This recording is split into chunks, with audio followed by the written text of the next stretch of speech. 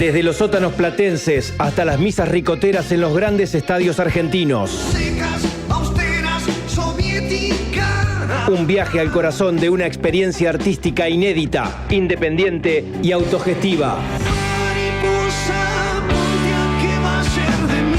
Leyendas, verdades y turbulencias en el alucinante camino de Patricio Rey y sus redonditos de ricota. Ay, ay, ay, qué risa me da.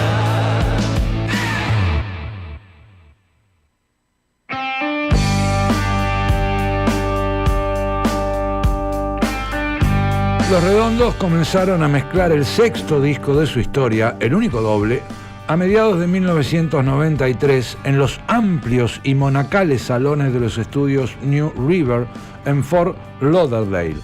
Su sonido implicó un paso más en la dirección que soñaban tanto Solari como Beilinson. En los Estados Unidos, Mario Breuer utilizó la mítica consola Neve 8108, creada por el ingeniero inglés Rupert Neve, considerada una de las mejores del rubro. El resultado y la diferencia fueron notables. En el calor de la Florida, tanto Solari como la pareja Beilinson-Castro aprovecharon para hacer compras, pasear y conocer.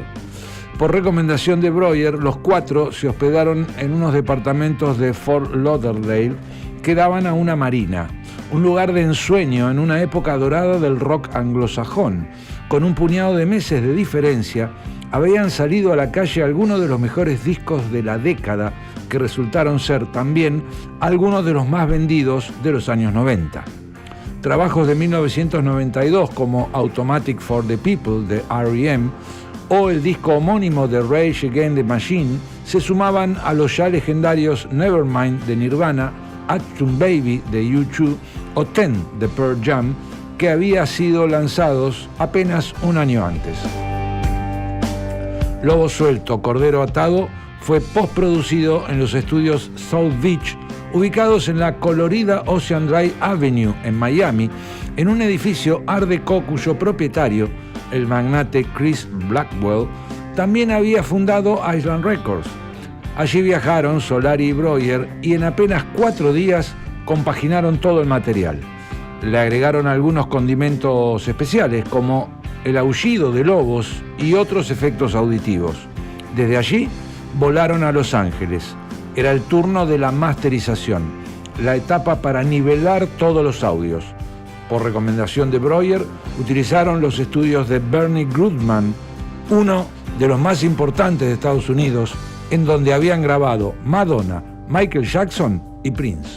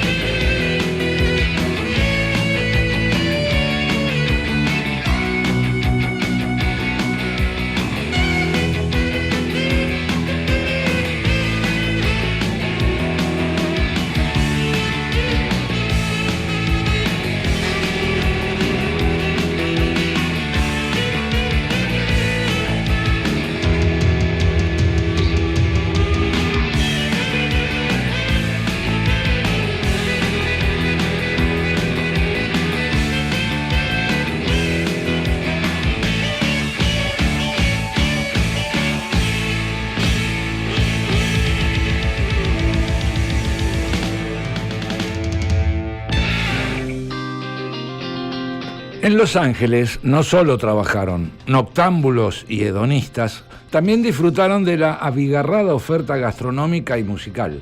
Una de las primeras noches fueron a conocer el Whisky a Go-Go, mítico espacio en el que habían tocado algunas de las grandes bandas de Estados Unidos y en donde The Doors comenzó a cimentar su leyenda. Otra noche fueron a cenar con Edelmiro Molinari y su esposa. Radicado allí desde hacía unos años, el ex guitarrista de Almendra era un viejo amigo de Sky. Juntos habían grabado el disco Edelmiro y la Galletita en 1983. A la pandilla argentina se sumó otro buen amigo, Gustavo Gaubri, en su carácter de colega multifunción. El dueño de Del Cielito Records ya había ido a Los Ángeles varias veces, no solo por su trabajo como productor e ingeniero de sonido, sino porque aprovechaba para visitar a un tío. Con él fueron a conocer el Palomino Club, un tradicional espacio de música country. Para finalizar, el grupo hizo un breve paso por Miami para recoger las cintas, luego regresó a Buenos Aires. Lobo Suelto, Cordero Atado llegó a las disquerías la segunda semana de noviembre de 1993. Distribuido por DBN, comenzó a venderse rápidamente a ritmo Beatle. Solo en la primera semana despachó más de 50.000 copias. Si bien era doble, podía comprarse por separado. Lobo Suelto era el volumen 1, Cordero Atado el 2. Estilística y estéticamente conformaban una pieza única. El volumen abre con uno de sus puntos más altos, Rock para el Negro Atila, un viejo tema que el grupo solía interpretar en vivo con otro nombre, se llamaba Camila, y que hasta entonces no había sido registrado. En el pasado lo tocaban con un tempo más cercano al blues, pero en su nueva versión se convirtió en el corte más rockero del disco. El punteo trepidante de Sky es el preludio, en rigor tiene un comienzo doble, como muchos temas de Patricio Rey, para una canción pegadiza y contundente. Casi 4 minutos de puro ADN ricotero, con una letra efectiva que cuenta una historia de marginales y persecuciones, y que como parte decisiva del poder seductor de la banda, la particular enunciación de Solari vuelve irresistible.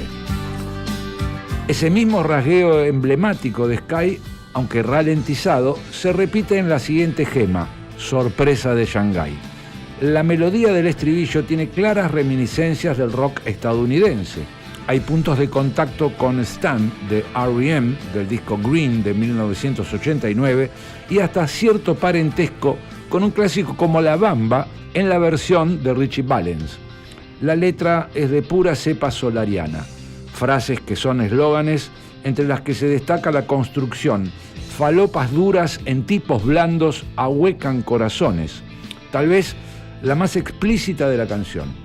No deja de ser la apelación a un tiempo que, entre muchas otras cosas, se destacaba por los cambios en el consumo de drogas. La cocaína se había propagado en ámbitos como el de la política y el mundo del espectáculo.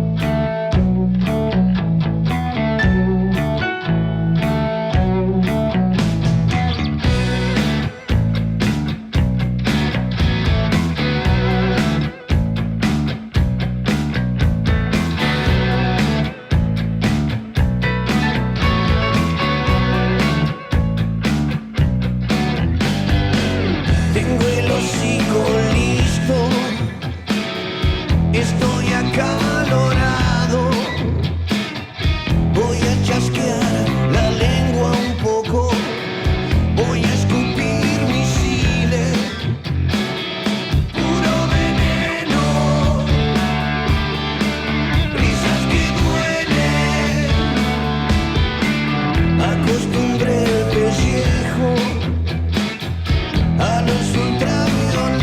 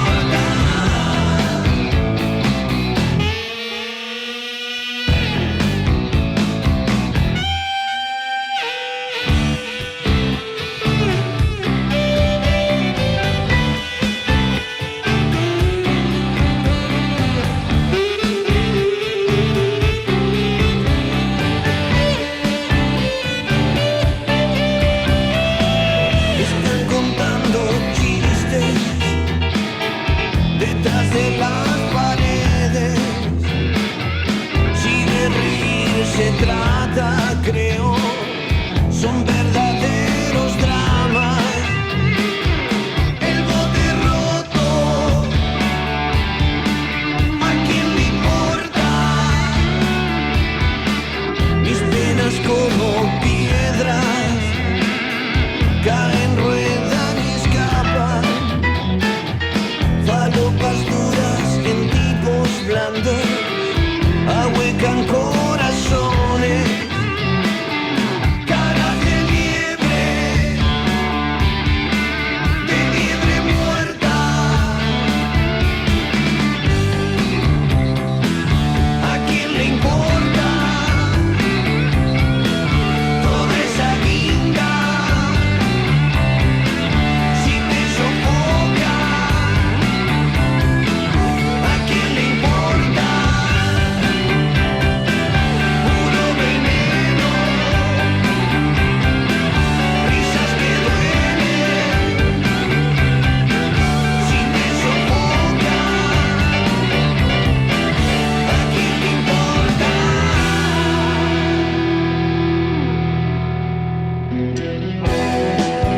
La guitarra de Sky vuelve a aparecer al frente en el siguiente tema, Shopping Disco Zen, donde Solari vuelve a hablar de la sociedad de consumo.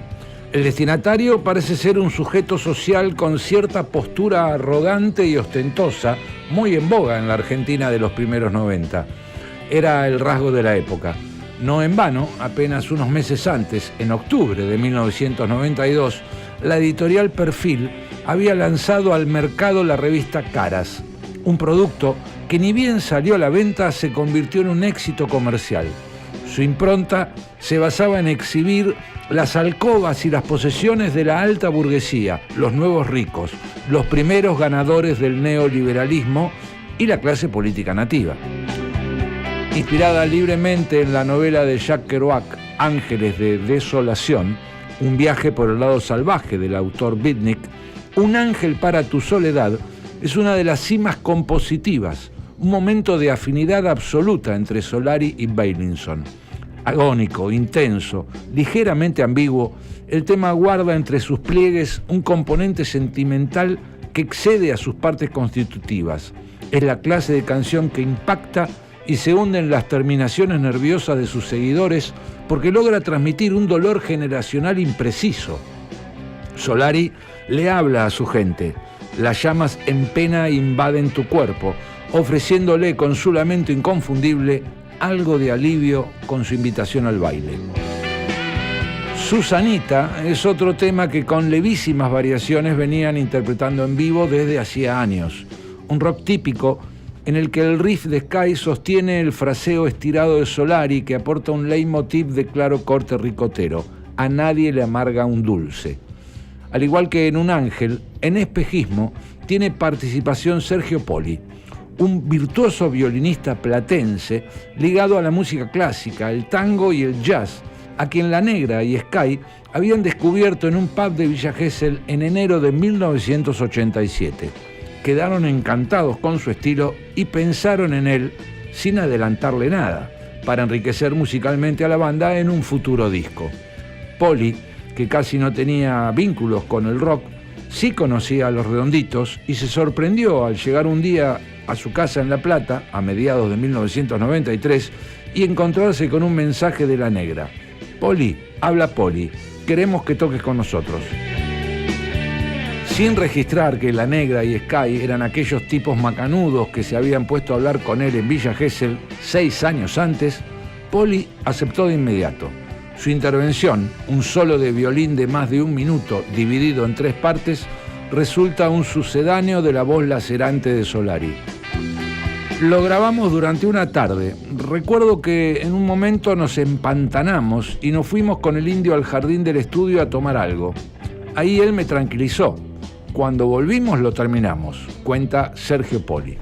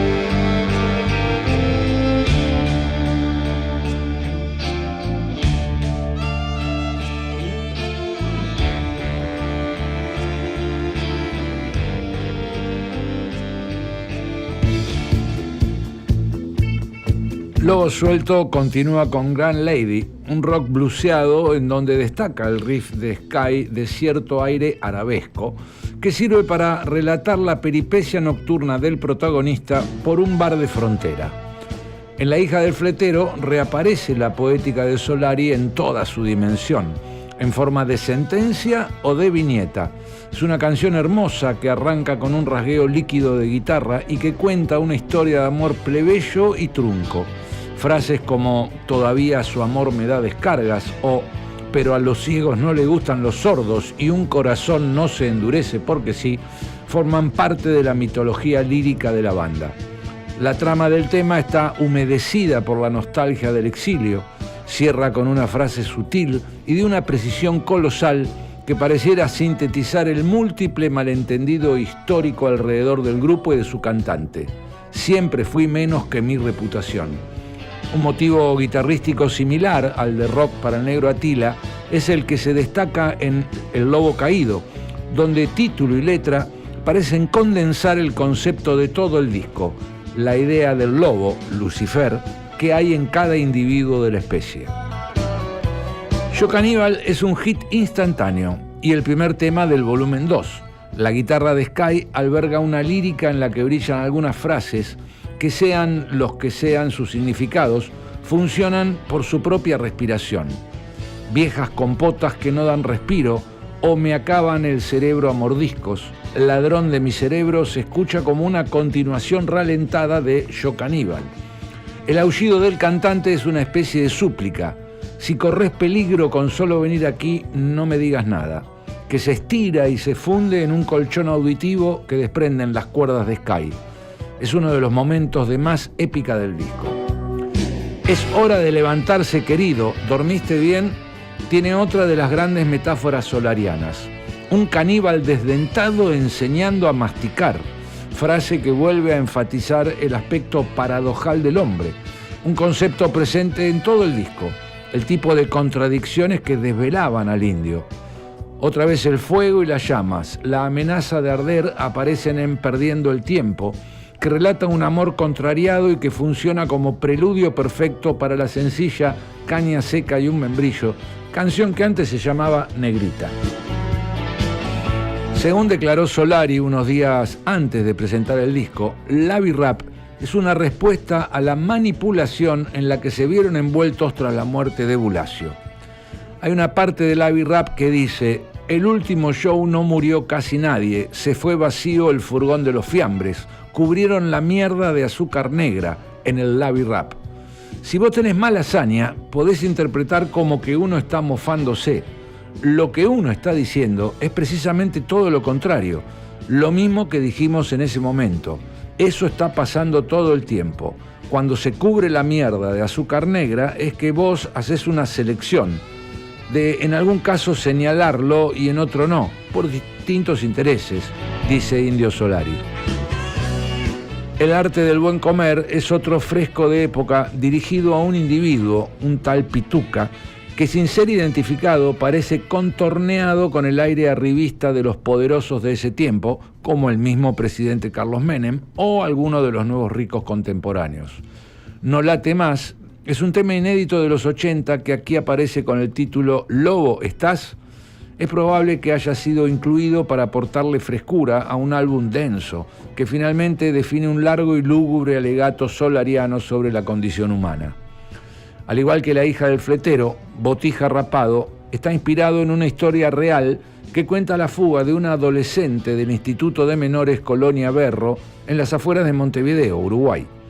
Cierra el disco el precioso Etiqueta Negra, dedicado a las trapisondas de un delincuente marginal adjudicado por muchos a Marcelo Amuchastegui, líder de la hinchada de Gimnasia y Esgrima La Plata, en el que perviven frases de una riqueza visual oblicuas como venía rápido, muy rápido y se le soltó un patín, o ganó un orzuelo de tercer ojo y su nariz sangró. La guitarra del comienzo, tipo un soplo del oeste americano, y está tocada en una tonalidad menor, un rasgo que le brinda un indisimulable aire melancólico. Como en todo el disco, los riffs de Sky sostienen a una serie de canciones que no tienen estribillos convencionales. Son esos riffs de Sky, justamente, los que el público, en muy poco tiempo, corearía a viva voz para convertirlos en arenga de estadios.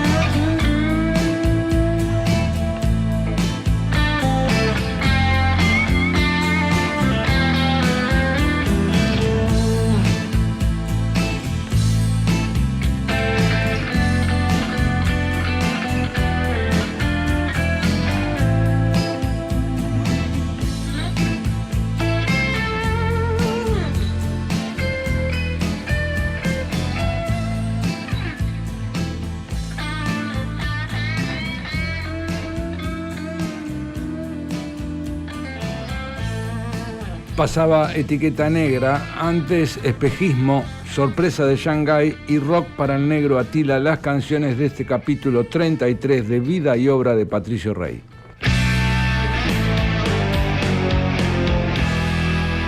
Producción y realización de Piloto de Prueba sobre textos del libro Los Redondos Fuimos Reyes de Mariano del Mazo y Pablo Perantuono.